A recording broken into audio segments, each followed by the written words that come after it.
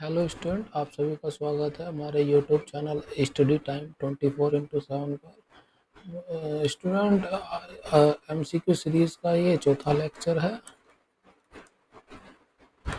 आज हम शुरू कर रहे हैं केमिस्ट्री। आज की वीडियो में हम 20 क्वेश्चन डिस्कस करेंगे। इसके बाद दो वीडियो सीरीज और लाएंगे केमिस्ट्री के ऊपर 20-20 क्वेश्चन की। इससे पहले हमने 3 वीडियो और करी हैं फिजिक्स के ऊपर 20-20 क्वेश्चन की।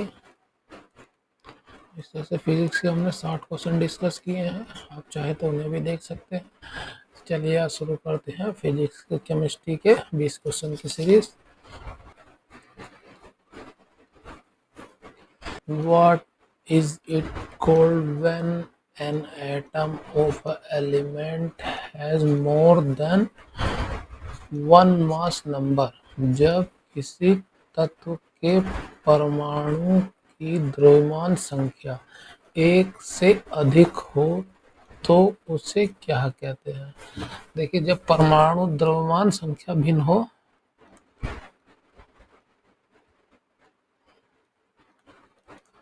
द्रव्यमान संख्या भिन्न हो और परमाणु संख्या समान हो तो उसे आइसोटोप कहते हैं। इसका आंसर हो जाएगा बी। आइसोबार किसे कहते हैं? जिसका द्रव्यमान संख्या समान होता है। द्रव्यमान संख्या समान होता है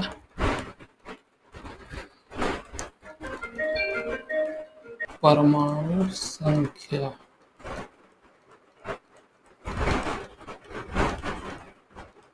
भिन्न हो, उसे आइसोबार कहते हैं। ठीक है। आइसोटोन किसे कहते हैं?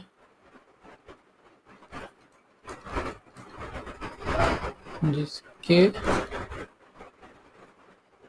न्यूट्रॉन की संख्या समान हो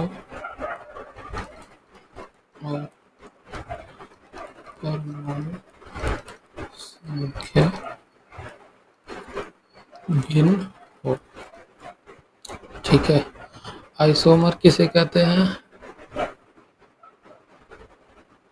जिसका केमिकल फॉर्मूला सेम हो। जिसका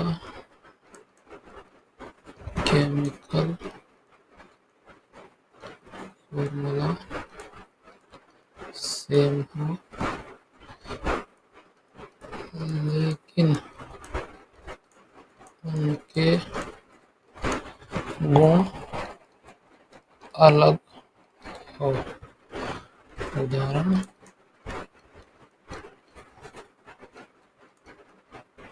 कार्बन। कार्बन का एक अपर रूप हीरा है और एक है ग्रेफाइट। हीरा कठोर है, ग्रेफाइट मुलायम है। ठीक है।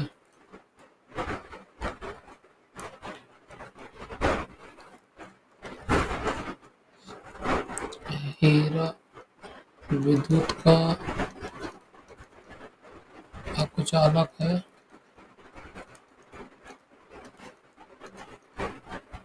ग्रेफाइट विद्युत का सुचालक है। सुचालक है ना। ठीक है। जिसका केमिकल फॉर्मूला सेम हो, केमिकल फॉर्मूला दोनों का सेम है लेकिन गुण दोनों के अलग अलग हैं। दोनों ही विपरीत गुण रखते हैं। हीरा कठोर होता है, विद्युत का कुचालक होता है। ग्रेफाइट इसके जस्ट उल्टा, ग्रेफाइट सॉफ्ट होता है, विद्युत का सुचालक होता है। ठीक है। तो हमारे पहले क्वेश्चन का आंसर क्या हो गया है? आइसोटोप। द्रव्यमान संख्या एक हो और द्रव्यमान संख्या भिन्न हो और परमाणु संख्या समान हो, आइसोटोप कहलाते हैं। Next question, it is a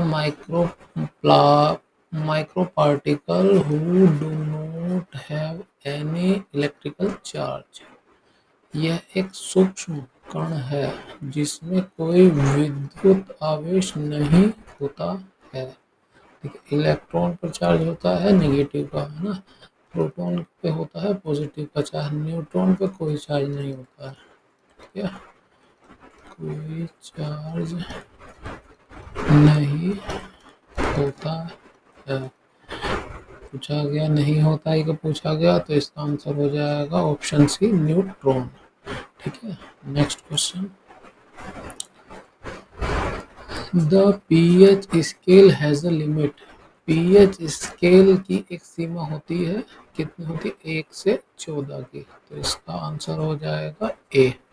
ठीक है, 1 से 7 तक एसिड होता है यानी अम्ल, और 7 से 14 बेस होता है क्षार।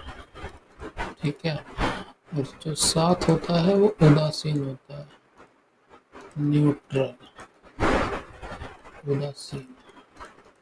ठीक है, तो अम्ल क्या है? 7 से कम, है ना, और बेस 7 से ज़्यादा। 7 होगा तो न्यूट्रल, उदासीन। Next question,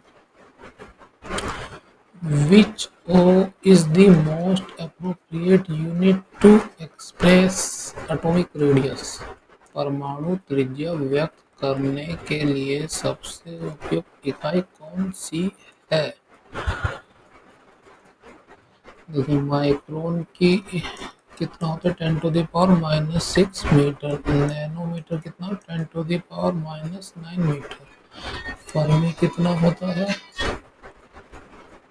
10⁻⁻15 metre. एंगस्ट्रॉम कितना होता है? 10⁻⁻10 मीटर। तो इसका ऑप्शन हो जाएगा ऑप्शन डी, एंगस्ट्रॉम।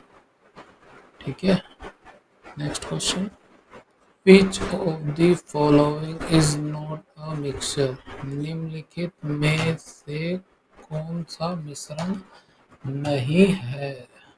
है ना, मिश्रण नहीं है पूछा। देखिए, चाक एक मिश्रण होता है, वायु एक मिश्रण होता है, मिट्टी एक कंपाउंड है, कंपाउंड है, कंपाउंड यानी यौगिक है ना। मिट्टी भी हमारा एक मिश्रण, तो इसका ऑप्शन हो जाएगा ऑप्शन सी।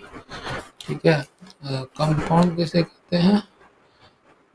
दो या दो से अधिक तत्वों को रासायनिक रूप में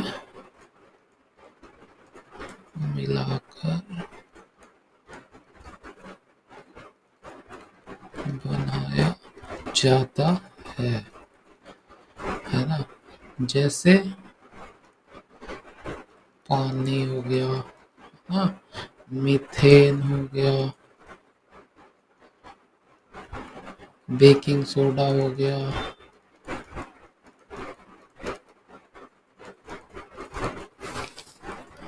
पानी में दो तत्व कौन कौन से हैं? हाइड्रोजन और ऑक्सीजन। ऐसे मीथेन में तत्व क्या? कार्बन और हाइड्रोजन, है ना। दो या दो से अधिक भी तत्व हो सकते हैं, है ना। रासायनिक रूप से मिले रहते हैं, हाइड्रोजन के 2 परमाणु मिले रहते हैं और ऑक्सीजन का 1 मिला रहता है ना। ऐसे मीथेन में कार्बन का 1 रहता है और हाइड्रोजन के 4 रहते हैं, तो मिलाकर बनाया जाता है ना। इसलिए ये इसका ऑप्शन हो गया सी।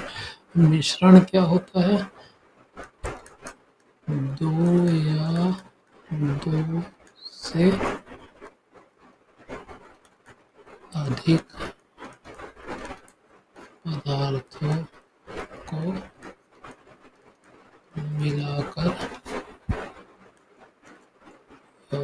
फिजिकली मिलाकर ज़्यादा बेटर है, 12 से अधिक पदार्थों को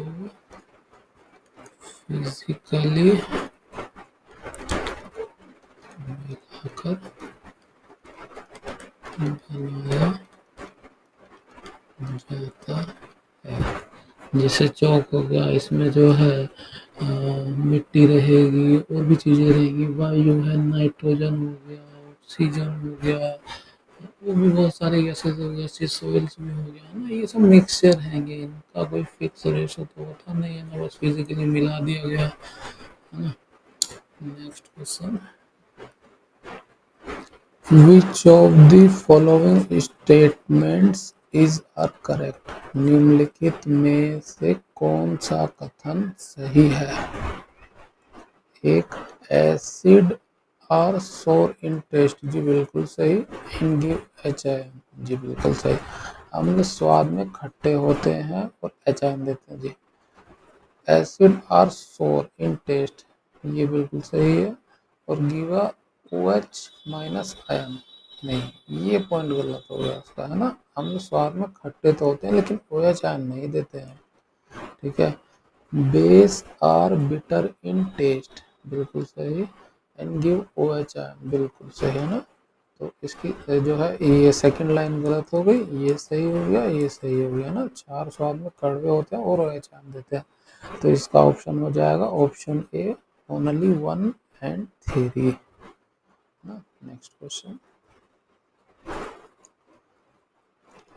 which of the following is formed when a helium atom loses a electron? जब हीलियम परमाणु एक इलेक्ट्रॉन खोता है तो निम्नलिखित में से क्या बनता है? देखिए, हीलियम है, जब उसका एक इलेक्ट्रॉन खो जाता है तो उस पर पॉजिटिव का चार्ज आ जाता है ना, तो क्या हो जाएगा इसका option? Option B, positive helium ion. यही इसके उल्टा, हीलियम को एक इलेक्ट्रॉन और दे दिया जाए तो उस पर नेगेटिवली चार्ज आ जाएगा, है ना। तो यहाँ के क्वेश्चन में फिलहाल लूज कर रहा है तो इसका पॉजिटिव आयन हो जाएगा, है ना। देखिए, जिस पे पॉजिटिव चार्ज रहता है उसे कैटायंस बोलते हैं, है ना। दोनों आयंस होते हैं, ये पॉजिटिव वाला कैटायंस बोला जाता है और जिस पे नेगेटिव चार्ज रहता है उसे अनायंस बोला जाता है, ठीक है। आप इसको भी याद रखें। नेक्स्ट क्वेश्चन,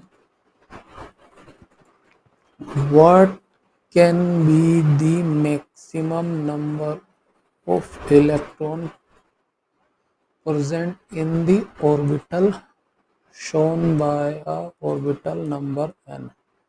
कक्षक संख्या n द्वारा दर्शाए गए कक्षक में उपस्थित इलेक्ट्रॉनों की अधिकतम संख्या क्या हो सकती है?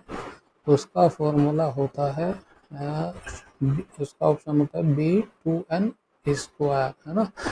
मान लीजिए कोई एटम है, एटम में न्यूक्लियस होगा, है ना, ये न्यूक्लियस है, ये न्यूक्लियस है ना, इसके ऊपर जो है ये सेल्स है ना, ये पहला सेल हो गया, ये दूसरा सेल हो गया, ऐसे ही ये तीसरा सेल हो गया, ऐसे ही चौथा सेल हो गया, है ना। इन सेलों को एक नाम भी दिया गया KLMN, है ना। देखिए, अब इस फॉर्मूले में हम 2n स्क्वायर में पहला रखेंगे सेल का नंबर, तो कितना आएगा? पहले सेल में होते हैं 2 इलेक्ट्रॉन, है ना, 1 रखेंगे तो 1 स्क्वायर 2 हो जाएगा।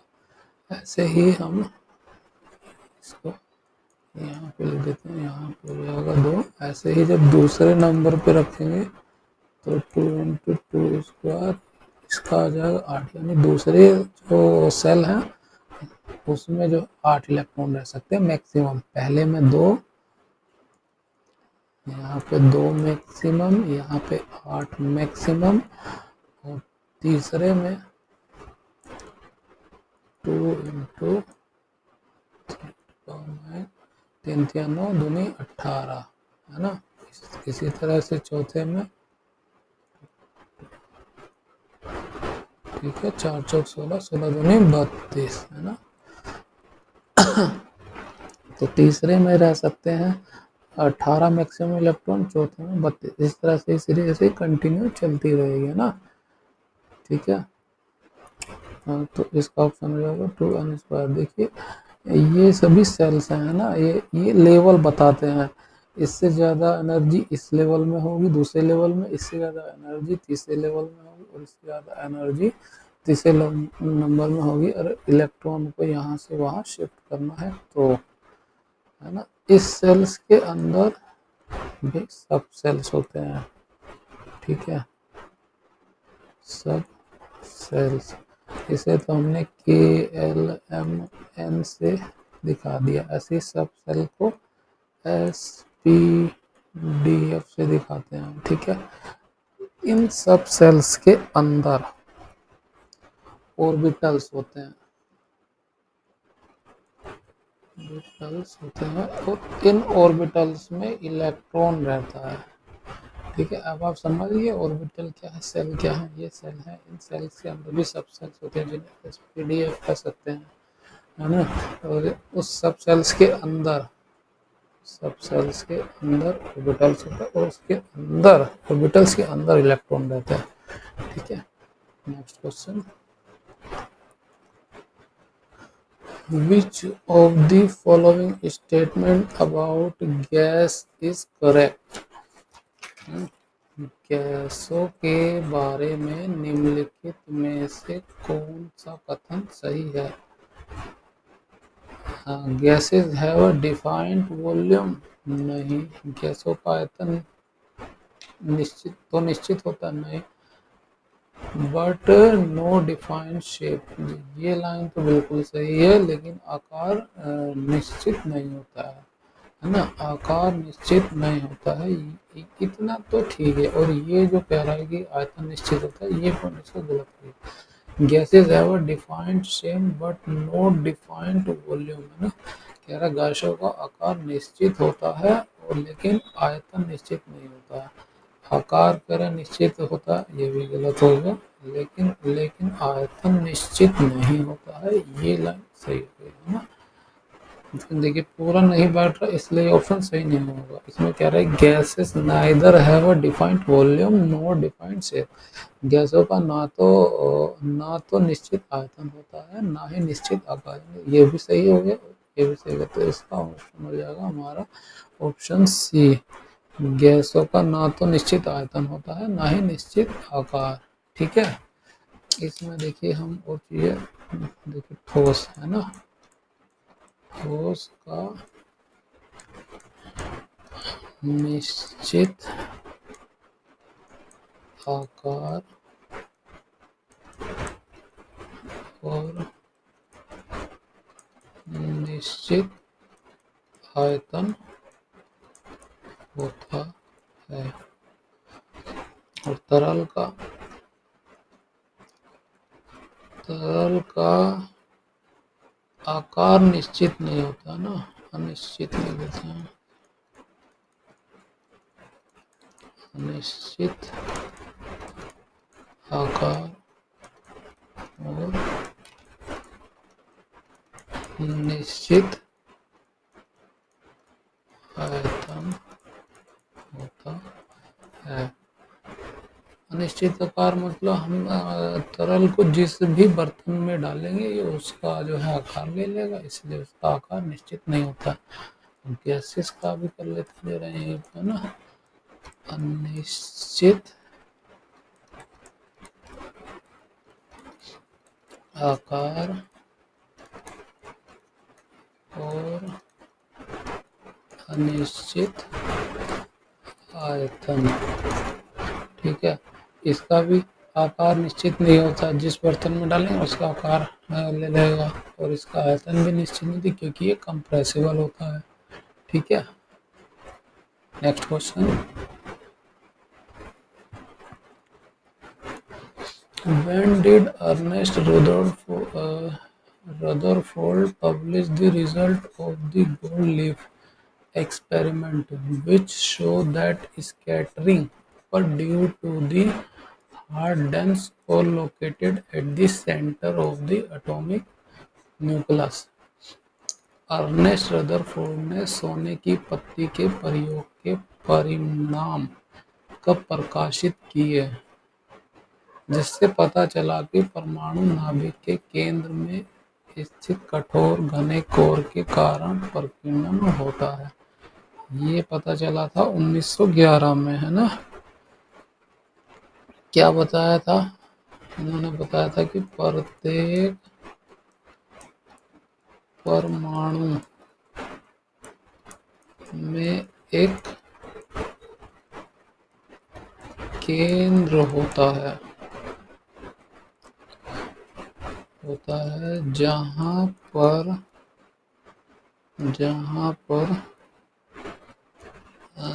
धनात्मक आवेश व अधिकतम द्रव्यमान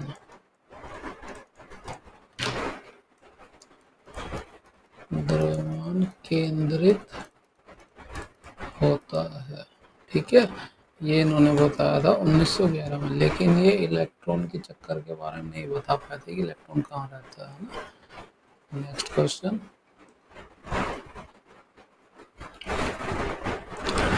by which of the following method dry ice mothballs iodine crystal and zinc containing compounds change directly from solid to gaseous state without going into liquid state?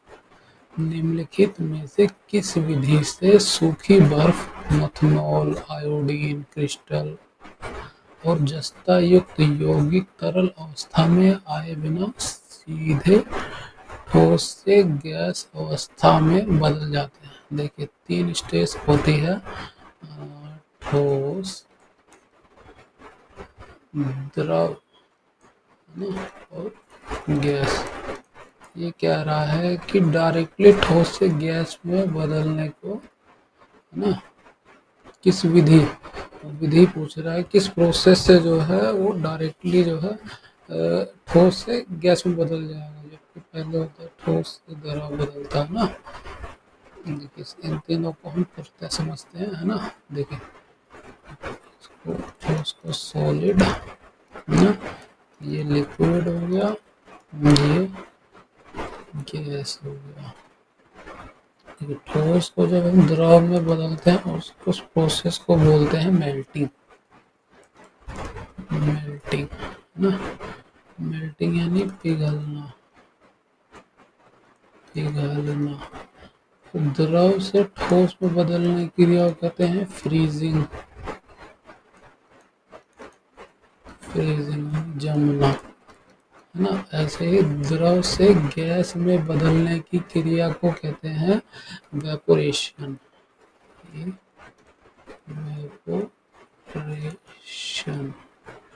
ठीक है, ऐसे ही गैस से द्रव में बदलने की क्रिया को कहते हैं कंडेंसेशन। हिंदी में संघनन, वेपोरेशन, वाष्पीकरण। ऐसे ही ठोस से सीधे गैस में बदलने की प्रक्रिया को कहते हैं सब्लिमेशन। हिंदी में ध्रुवपातन। ऐसे ही गैस से सीधे सॉलिड में बदलने को कहते हैं डिपोजिशन। जैसे विक्षेप कह सकते हैं हिंदी में। अब ये नाम ज़्यादातर हमेशा इंग्लिश में ही याद रखें, आपको ज़्यादा आसानी रहेगी, क्योंकि किसी दिन उसने इंग्लिश में ही दे दिया इसको, सब्लिमेशन को ध्रुवपातन के बजाय सब्लिमेशन ही लिख दिया, या एवापोरेशन को सीधे वाष्पीकरण में लिखे, एवापोरेशन लिखे, तो आपको बड़ी मुश्किल हो जाएगी, है ना। तो अभी इसमें पूछा क्या गया है, इसने बोला है कि ठोस से गैसीय अवस्था में बदल जाते हैं बिना तरल अवस्था में आए, है ना। तो ठोस से सीधे गैस में बदल गया, उसको क्या बोलते हैं, सब्लिमेशन। तो इसका आंसर हो जाएगा ऑप्शन डी, सब्लिमेशन ध्रुवपातन ना। Next question, iron get rusted, लोहे में जंग लगता है। देखिए ये है हमारा आयरन और ये रस्टेड हो गया। कब होता है रस्टेड, किस प्रक्रिया से होता है? ऑक्सीडेशन, है ना, ऑक्सीकरण के कारण, ऑक्सीकरण के कारण। ये तब होता है, कब होता है ये? जल, जल की उपस्थिति में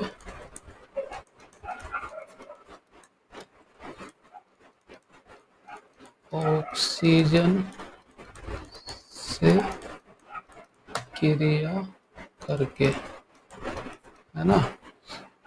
कब रस्टेड हो जाएगा? जल जब प्रेजेंट होगा तब ऑक्सीजन से ये क्रिया करके रस्टेड हो जाएगा। तो इसका आंसर क्या हो जाएगा? Due to oxidation. ठीक है, नेक्स्ट क्वेश्चन।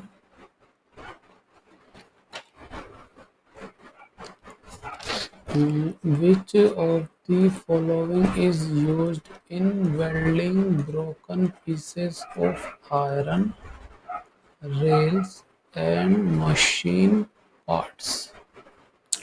निम्नलिखित में से किसका उपयोग लोहे की रेल के टूटे हुए टुकड़ों और मशीन के हिस्सों की वेल्डिंग में किया जाता है?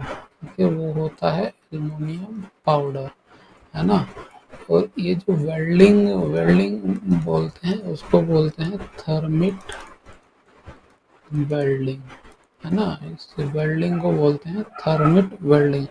इसमें क्या होता है कि जो है एल्युमिनियम पाउडर, है ना, एल्युमिनियम पाउडर और फेरिक ऑक्साइड,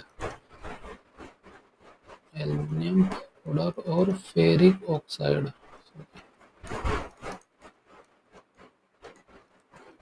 इसे फेरिक ऑक्साइड बोलते हैं ना, फेरिक ऑक्साइड को गर्म किया जाता है ना। तो ये एल्युमिनियम पाउडर फेरिक ऑक्साइड से क्रिया करके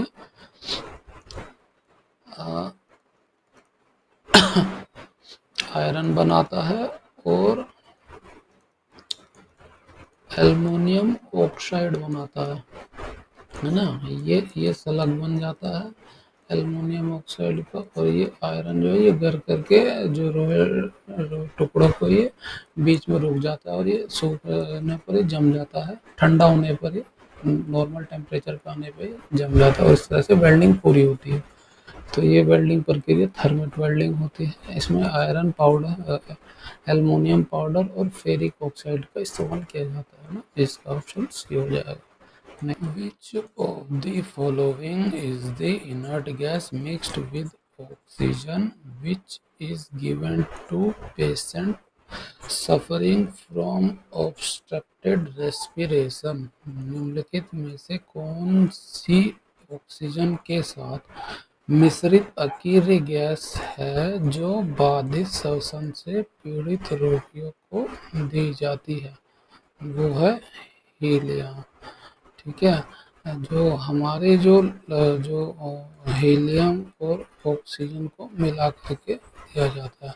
देखिए हमारे जो लंग्स होते हैं वो एनवायरनमेंट से एयर को लेते हैं, एयर में 23% ऑक्सीजन मिली हुई रहती है ना। तो हमारे जो लंग्स है वो उसी हिसाब से बना होता है कि वो 23% ऑक्सीजन को ही ले सकें। अब अगर हम किसी इंसान को 100% ऑक्सीजन दे दें तो हमारे फिर लंग्स तो उसके लिए बने नहीं है, तो हो सकता है वो कोलैप्स भी कर जाए, है ना। इसलिए ऑक्सीजन के साथ हीलियम को मिला करके दिया जाता है। ठीक है, next question. Which inert gas can form compound? कौन सी अकीर्य गैस यौगिक बना सकती है? वो है जिनोन, वो है जिनोन।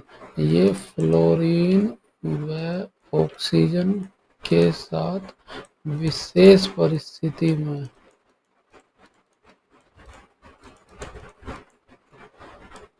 में क्रिया कर सकता है ना,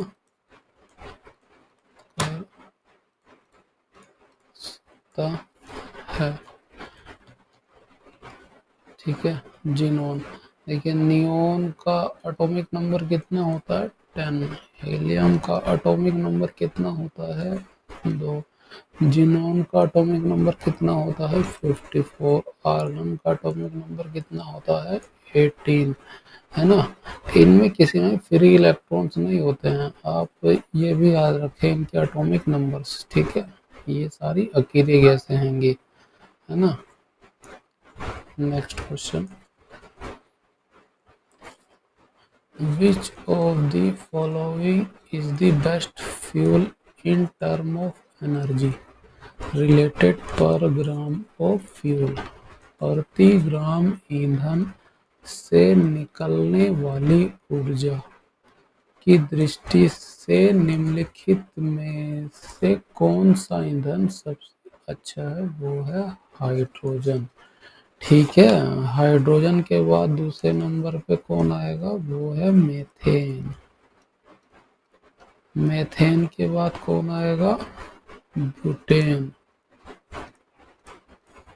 और ब्यूटेन के बाद लास्ट में आएगा एथेनॉल, है ना। हाइड्रोजन से कितनी ऊष्मा निकलेगी, 142.5 किलो जूल पर ग्राम। मेथेन से 55.6 किलो जूल पर ग्राम। ब्यूटेन से कितनी निकलेगी, 49.6 किलो जूल पर ग्राम। एथेनॉल से लगभग 29.7 किलो जूल पर ग्राम निकलता है hydrogen. Next question, the non metal found in liquid state is. तरल अवस्था में पाई जाने वाली अधातु कौन सी है, वो है ब्रोमीन ना। और तरल अवस्था में पाई जाने वाली धातु कौन सी है, वो है मरकरी। ठीक है, इसको भी आप याद रखें। Next question, who is the king of metals. धातुओं का राजा कौन है, वो है सोना, है ना, गोल्ड। क्यों है, ये मोस्ट डक्टाइल और मोस्ट क्या है, मेलेबल मटेरियल है, मेलेबल है। डक्टाइल क्या होता है, डक्टाइल किसी धातु का वह गुण है जिससे उसे पतली तार के रूप में खींचा जा सकता है। और मेलेबल धातु का वो गुण है जिससे किसी धातु को पतली चादर के रूप में पतली चादर बनाई जा सकती है ना। और मोस्ट वैल्यूएबल मटेरियल तो है ही, महंगा होता है, उसमें सोना हमारा, है ना। तो next question, What is the name of the second lightest gas among all gases। सभी गैसों में दूसरी सबसे हल्की गैस का क्या नाम है ना। देखिए नाइट्रोजन का कितना होता है भार, 14। हाइड्रोजन का कितना होता है, 1। हीलियम का भार कितना होता है, 14 और 4। ऑक्सीजन का कितना होता है, 16। तो ये आ जाएगा पहले नंबर पे, ये दूसरे नंबर पे, ये तीसरे नंबर पे और ये चौथे नंबर पे। इसने दूसरे सबसे हल्की गैस पूछी है, तो पहली तो ये हो गई हल्की गैस, दूसरे नंबर पे ये हो गई। तो इसका आंसर क्या हो जाएगा, option C, helium. Next question,